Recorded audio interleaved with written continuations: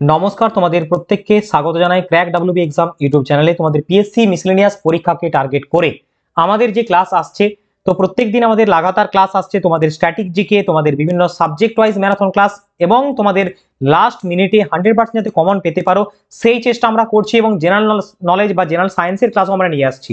তো জেনারেল সায়েন্সের chapter wise ক্লাসও তোমরা বললে, তোমাদের ডিমান্ড অনুযায়ী আমরা এই ক্লাস নিয়ে এলাম। তো আমাদের আজকের এই ক্লাসের অত্যন্ত ইম্পর্টেন্ট একটা টপিক হলো হিট বা তাপ। তো এই চ্যাপ্টার থেকে তোমাদের সায়েন্সের যে ধরনের সম্ভাব্য প্রশ্নগুলো হতে পারে অবশ্যই সেগুলো আমরা ট্রাই করব অ্যান্সার করার।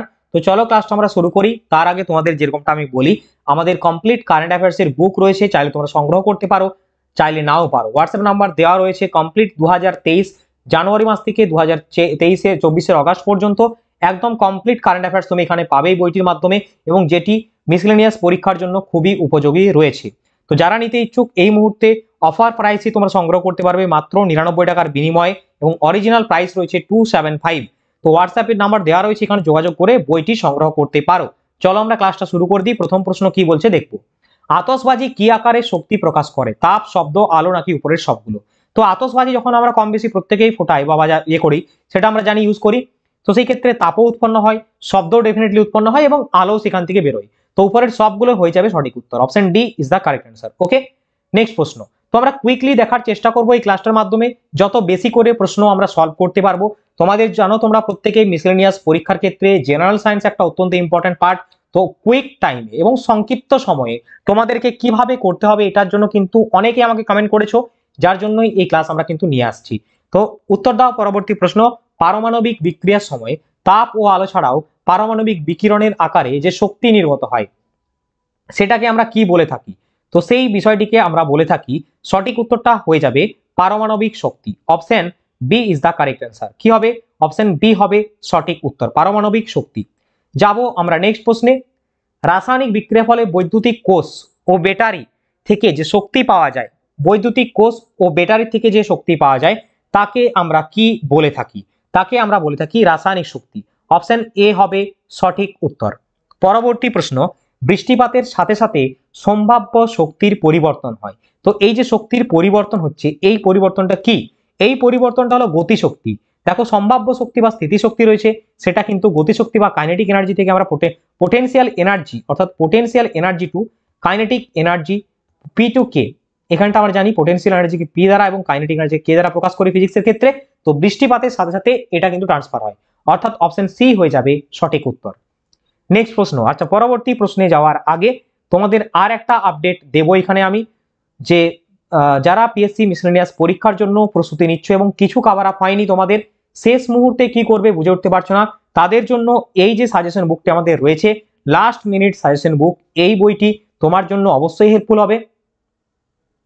তো বইটিতে 1550 প্লাস এমসিকিউ এবং 5000 ওয়ানলাইনার রয়েছে। পাশাপাশি তোমাদের স্ট্যাটিক জিকের আর একটা কমপ্লিট বই রয়েছে। এই দুটো বইয়ের অফার প্রাইসে মাত্র 188 টাকার বিনিময়ে তোমরা সংগ্রহ করতে পারবে, 188 এর বিনিময়ে। ওকে, যারা শেষ মুহূর্তে চাইছো এখনো পর্যন্ত প্রস্তুতি নিবে, ডেফিনেটলি অনেক টাইম রয়েছে এবং এই সময় তোমরা অবশ্যই কিন্তু কভার আপ করতে পারবে, আমি তোমাদের বলে দিচ্ছি। তো হোয়াটসঅ্যাপ নাম্বার দেওয়া রয়েছে, এই নাম্বারে পেমেন্ট করে এই নাম্বারটিতে স্ক্রিনশট দিলেই তোমরা পেয়ে যাবে 89 টাকা এবং 99 টাকার বিনিময়ে জিকে সাজেশন এবং স্ট্যাটিক জিকের কমপ্লিট নোটবুকগুলো তোমরা কিন্তু পেয়ে যাবে ইবুক আকারে। ওকে, চলো পরবর্তী প্রশ্নে আমরা যাই। সরাসরি ম্যাগমা থেকে আসা শক্তিকে কি বলা হয়? ম্যাগমা থেকে সরাসরি যে শক্তিটি পাওয়া যায় সেটিকে আমরা বলি ভূতাপীয় শক্তি, জিওথার্মাল এনার্জি। অপশন বি হবে সঠিক উত্তর, তাই তো? চলো নেক্সট। হাত ঘষার প্রক্রিয়ায় যান্ত্রিক শক্তিতে কোন শক্তিতে রূপান্তরিত হয়? অর্থাৎ যখন আমরা দুটো হাতকে ঘষি, তাহলে যান্ত্রিক শক্তি কোন শক্তিতে রূপান্তরিত হচ্ছে? তো এটা যেটা হয় সেটা হচ্ছে তাপ শক্তিতে রূপান্তরিত হয় বা তাপ উৎপন্ন হয়। প্রত্যেকে হাত দুটো ঘষে দেখো একসাথে, দেখবে তাপ লাগবে, গরম লাগবে। ওকে, চলো নেক্সট। যখন একটি শরীর কম্পন হয় অর্থাৎ ভাইব্রেশন হয়, তখন এটি কি উৎপন্ন করে? শব্দ, জল, তাপ নাকি বিদ্যুৎ?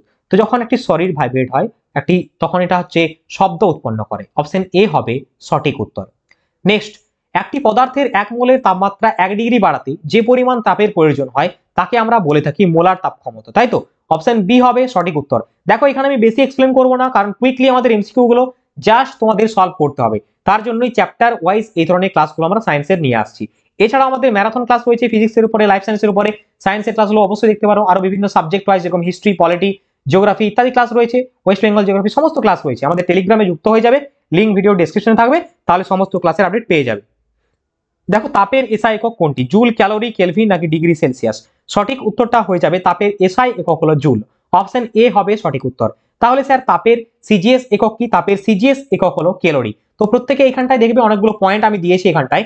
দেখো ক্যালোরি হচ্ছে তাপের সিজিএস একক এবং 1 ক্যালোরির মান হচ্ছে 4.2 জুল, আর তাপের এসআই একক হচ্ছে জুল।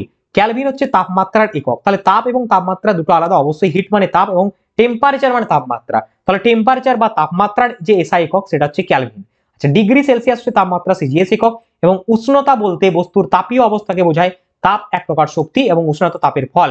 তাপ ফল উষ্ণতা, তাপ ফল উষ্ণতার কারণে। ওকে, তাপের ফল উষ্ণতার কারণ এটা হবে। উষ্ণতা হলো তাপের ফল, তাপ হলো উষ্ণতার কারণ। ঠিক আছে, চলো নেক্সট। কোন তরলের আপেক্ষিক তাপ সব থেকে বেশি? আপেক্ষিক তাপ সব থেকে বেশি জলের, অপশন বি হবে সঠিক উত্তর। নেক্সট প্রশ্ন, কোন জলাশয়ের জল ঠান্ডায় জমে গেলেও মাছ এবং অন্যান্য জলজ প্রাণী কিভাবে বেঁচে থাকে? কারণ মাছের রক্ত শীতল বলে মাছ বরফের মধ্যে চলাচল করতে পারে, জলাশয়ের নিচের অংশের জল জমে না, বরফ তাপের কুপরিবাহী। তো সঠিক উত্তরটা হবে জলাশয়ের নিচের অংশের জল জমে না, অপশন সি হয়ে যাবে তোমার সঠিক উত্তর। ওকে, পরবর্তী কোশ্চেন। দেখো রোদ্দুরে পড়ে থাকা কোনো হাতুড়ি ধাতব অংশটি কাঠের হাতের তুলনায় বেশি গরম মনে হয়, অর্থাৎ একটা কাঠের যে হাতল বা কাঠ ইত্যাদির তুলনায় একটা হাতুড়ির যে হাতল সেটা কিন্তু বেশি গরম হয়। এর কারণটা কি তোমাকে জানতে চেয়েছে। এই ধরনের বিভিন্ন যে ফ্যাক্ট রয়েছে সেই ফ্যাকচুয়াল কোশ্চেনগুলো তোমাকে জিজ্ঞেস করবে। তো সঠিক উত্তরটা হয়ে যাবে তোমাদের লোহা হচ্ছে তাপের কুপরিবাহী, option D will be the correct answer. Next, উলের পোশাক আমাদের শীতকালে শরীরকে গরম রাখে, কারণটা কি? কারণ দেখো আমাদের যে উলের পোশাক আমরা যখন পরি আমাদের শরীরের যে তাপ সেটা বের হতে দেয় না, অপশন সি হবে সঠিক উত্তর। পরবর্তী প্রশ্ন, ফুটন্ত জলের ছেঁকা লাগার তুলনায় বাষ্পের ছেঁকা লাগা বেশি বিপজ্জনক। কারো লেগেছে ছেঁকা, বুঝতে পারছো? বলো তো কমেন্ট করে, কারো কি ছেঁকা লেগেছে? মানে বাষ্প থেকে ওই ভাবটা, অনেক সময় ভাতের হাঁড়ির ঢাকনা খুলে দেবে দেখবে, তাহলে সেই ভাতের যে ভাবটা বেরোয় সেই হাঁড়ি থেকে সেটা কিন্তু হাতে লাগলে প্রচুর পরিমাণে লাগে। তো সেটা হচ্ছে সঠিক উত্তরটি হয়ে যাবে, কারণ ফুটন্ত জলের তুলনায় বাষ্প বেশি তাপ থাকে, অপশন সি হবে সঠিক উত্তর।